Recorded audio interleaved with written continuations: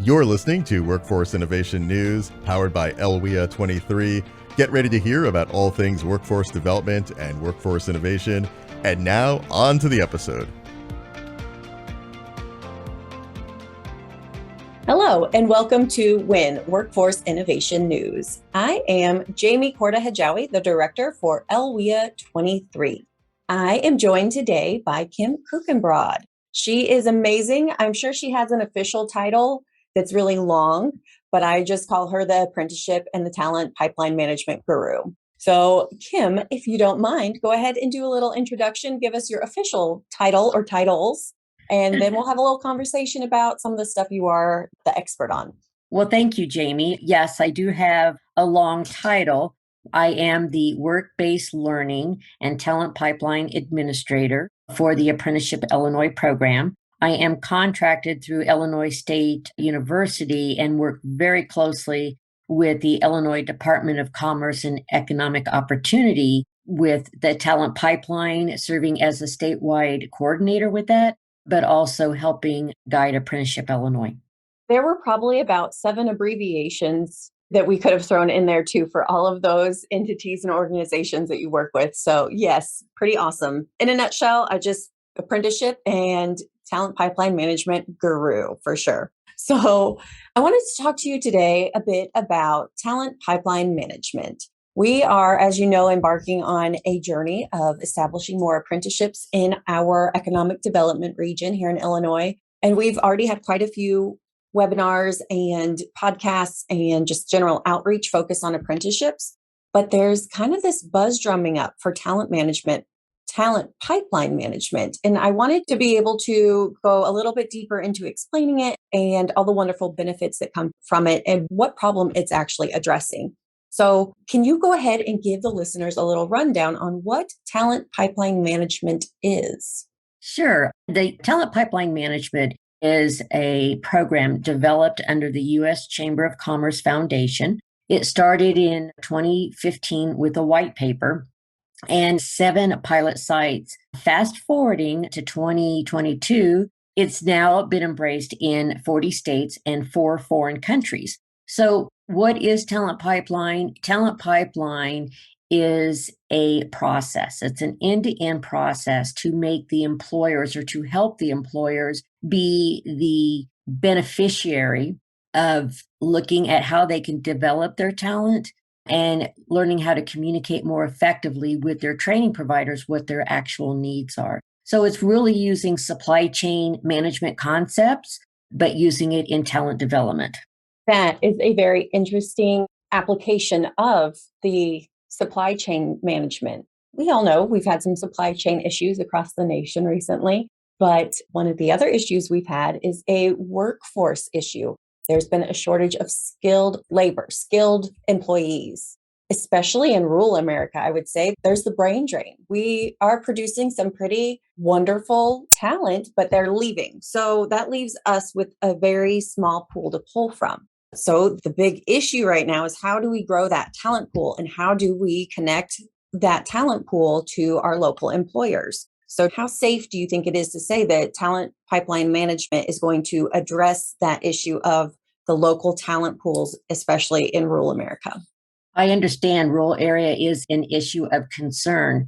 I would throw out the question to the local rural employers, what are you doing to engage with that young talent?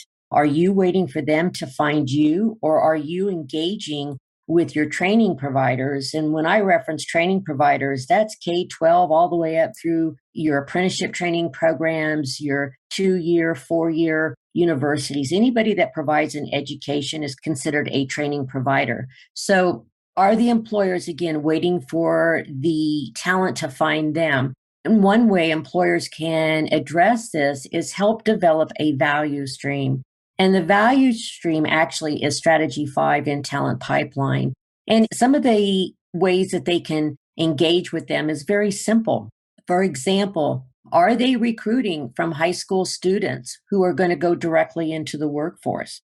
Are they aware of how many CTE programs are established within their community or their economic development region? And what is the enrollment in those programs?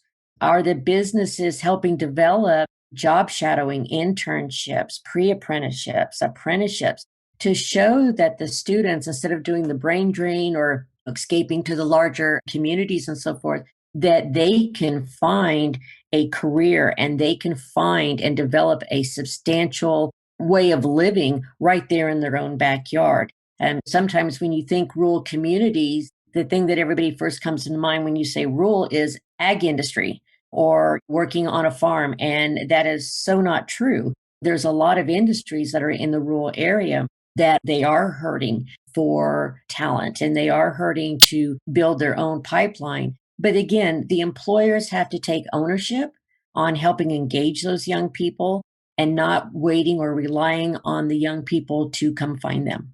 You just hit on like several golden nuggets that had my brain cells just firing away at each other. I love that. Really, I think what it boils down to is talent pipeline management really is a connection between employers and the training providers. And when you talk about the training providers being anyone who supplies education, and I think traditionally we do think about universities and community colleges. And then I think now it's not too hard to think about high school either. But you mentioned K through 12. So can we unpack that a little bit more? What kind of relationship would you see between employers and that primary school age, looking at middle school and into the younger years? What would that relationship look like? And how do you think that would benefit the employers? Sure. There are some requirements for the elementary and middle schools to engage with career awareness.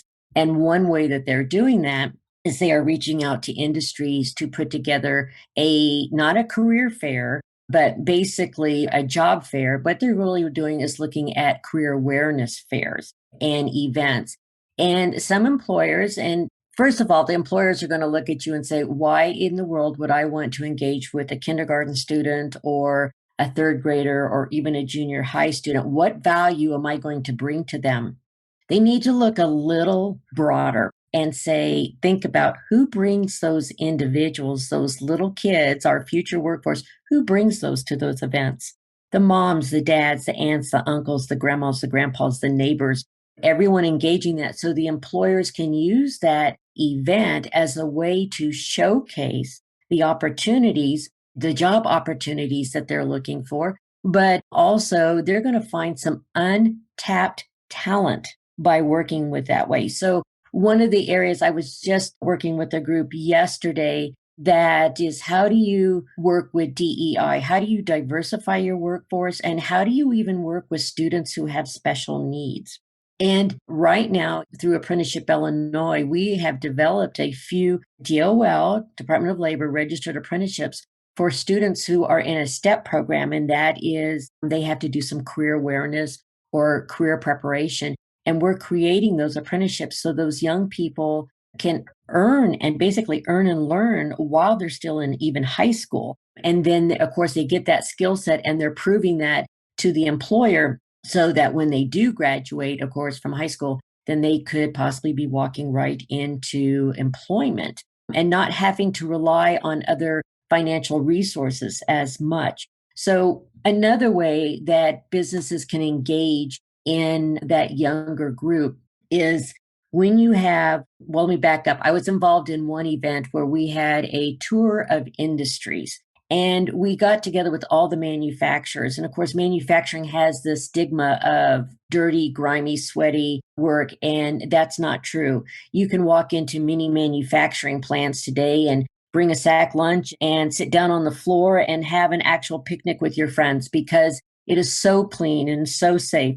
And so what we did is we did a big, almost like when you have a community event and you get to open the doors for these employers and you get to go in, you see it, touch it, feel it, and even taste granola bars and things like that are being manufactured in your own community. And when you open it up to the community, not only are you letting the students come in and see it, touch it, feel it, taste it, but everyone, the older workers in your community that retired, but then they might find a new passion and say, you know what, I'm not really ready for that rocking chair. So let me re-engage with the workforce. But what you end up doing is you draw a large crowd back from those metropolitan areas. And they're saying, wow, the rural areas does have a lot to offer. And it's not as crowded. There's more community parks, more natural resource to get involved in. And the cost of living is less than it is in a metropolitan area. So when we've had events like this, it's just not 20, 30 people showing up. It's thousands of people showing up. So the employers can very quickly take advantage of that, even though they're showcasing the products that are manufactured within their region. They could also have their HR team out there accepting applications to go through after the event.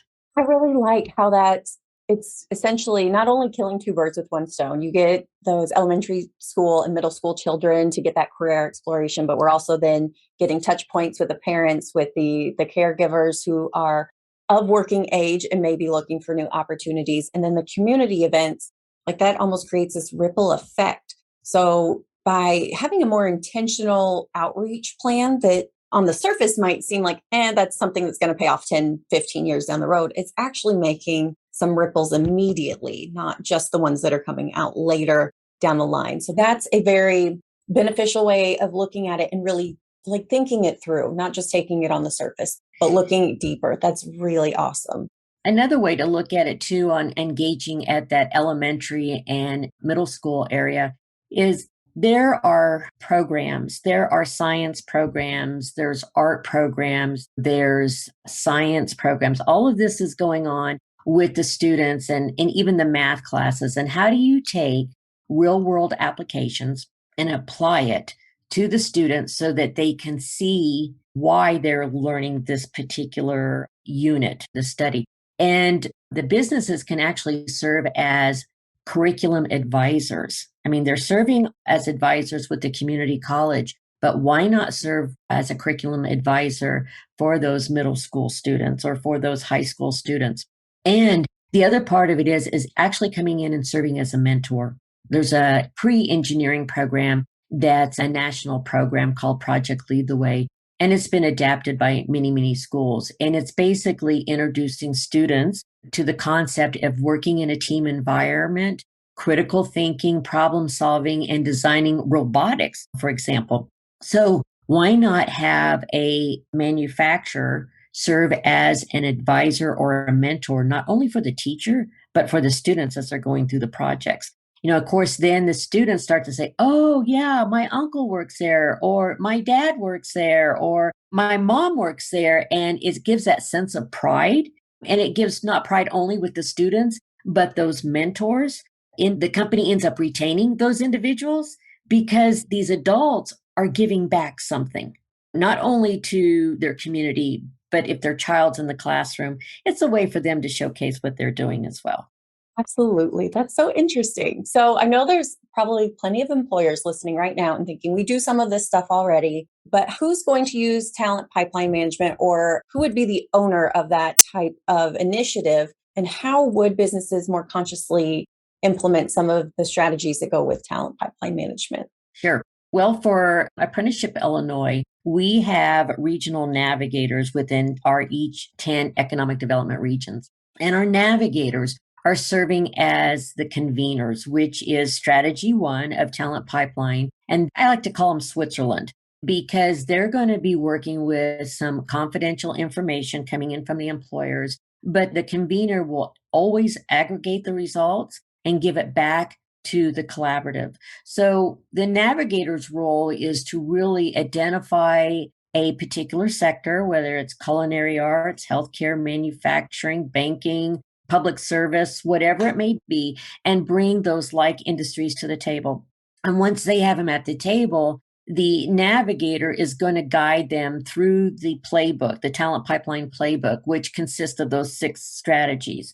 And you know what? There's going to be times when a particular employer is going to sit back and watch it and see what happens with the results. And then they're going to come to the table later. And that's okay, because then everybody finds out, ooh, I want a piece of this pie. And the pie isn't a financial, the pie is return on investment and looking at the demand planning. And so all this data is aggregated. So in strategy 2, what the navigators are going to be working with is walking the participants, the company participants, through looking at what are your demands within the next 12 to 18 months in new and replacement positions.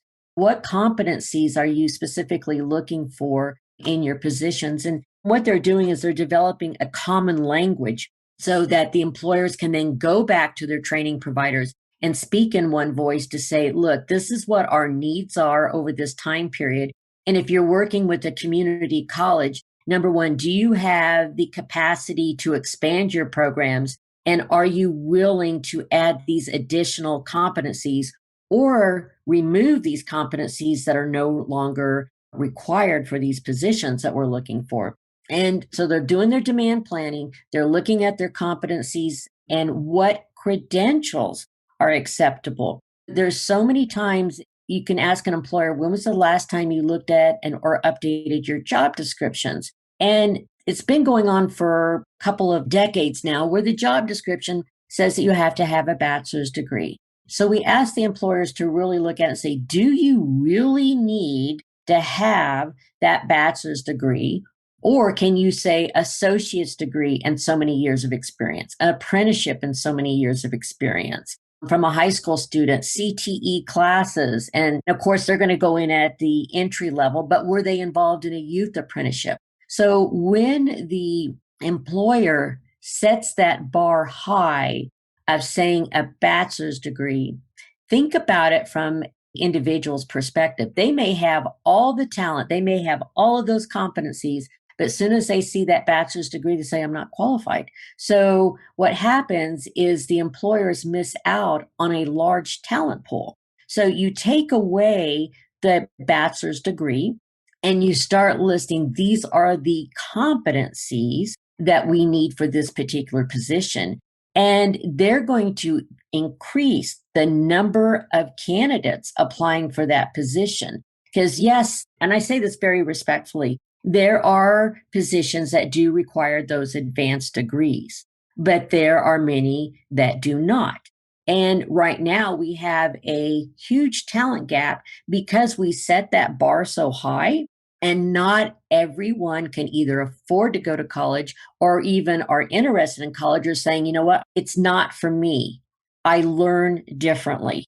So why not look at all of the ways people learn and then turn around and look at the competencies for the job requirement and hire on the competencies and not by the degree. And so after that, when we look at all of this data, and some employers would say, you know what, you're asking for some confidential information, and I have a competitor sitting across the table. How do I know that you're not going to tell them what my needs are? And so the convener, what they do is they aggregate the data and they share it back collectively. So if a healthcare provider, for example, needed CNA, certified nursing assistants, and let's say company A needed 20 and company B needed 10. Okay, when they look at that data, they're going to look at it, there are 30. Then you multiply that by all the other healthcare providers in the area, and they're going to look at that and say, now I know why I'm having difficulties filling the positions, because in this region alone, there are 1,200 CNAs needed. And our pipeline with our training providers are only producing 300 CNAs. So I'm going to have to look outside my area to find the CNAs. I need to maybe look at my own in-house training and my training providers.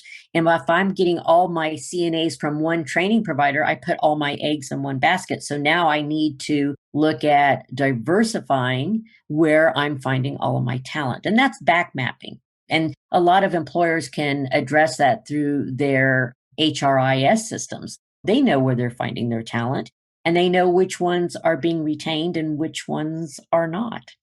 So talent pipeline management, essentially, it's industry led, it's data driven. All of it's really at the local level. It's not someone from a different state or from a different city telling you what your needs are. And it is very much a comprehensive assessment at the local level as well. So it sounds like it is designed to really fit the needs of exactly what the local employers have. It's very much tailor fit to the local pipeline that's already there and looking to strengthen and robust. And it really sounds like this is something that we should have been doing for a long time. So what other advice or suggestions do you have, or things that you just want local employers listening, you want them to know in order to be more intentional with talent pipeline management and to get started utilizing it in our local area to make our talent pipeline stronger? My recommendation would be, we understand what your pain points are. You're not alone. Everyone in your region are trying to fill unfilled positions. They're trying to retain their talent, and they're trying to find ways to upskill their talent that they already have so they can retain them. And these are the 3 areas of concern that every employer is dealing with right now. So don't try to fight it alone. Reach out to one of the local navigators across the state of Illinois, and that information can be found on the Apprenticeship Illinois website. And reach out to them, join a collaborative, and collectively you have more strength in working with a collaborative than trying to battle it by yourself. Because working with one voice, you can change policies, you can change program development, and you can actually make a difference with those young people and directing them towards these career pathways. So again, working in a team environment is more successful than trying to battle it yourself. The data that you will receive from engaging in a sector partnership brings together not only like industries, but it also brings all of the training providers to the table. So everyone is developing one common language to address all of these issues. Wonderful. So eloquently put. So just to repeat, if you're looking for more information on talent pipeline management, you can check out apprenticeshipillinois.com. You can reach out to your local workforce innovation area workforce development group. So for our area, that's us, LWIA 23. Yeah. And there's strength in numbers. So don't go at it alone. Come together with your competitors and work together to get some change and make the environment more successful for your business. So awesome, Kim. Thank you so much for joining me and talking about talent pipeline management. I'm excited to see what we do with it in the next few months coming up and how it's going to have not only some very lasting long-term effects, but even some of the short-term successes that we have in the near future. So thank you so much. I appreciate you joining me today. You've been listening to Workforce Innovation News powered by LWIA 23. Don't forget to subscribe to the podcast on Apple Podcasts, Google Podcasts, or wherever you listen to podcasts. To learn more about LWIA 23, visit lwa23.net.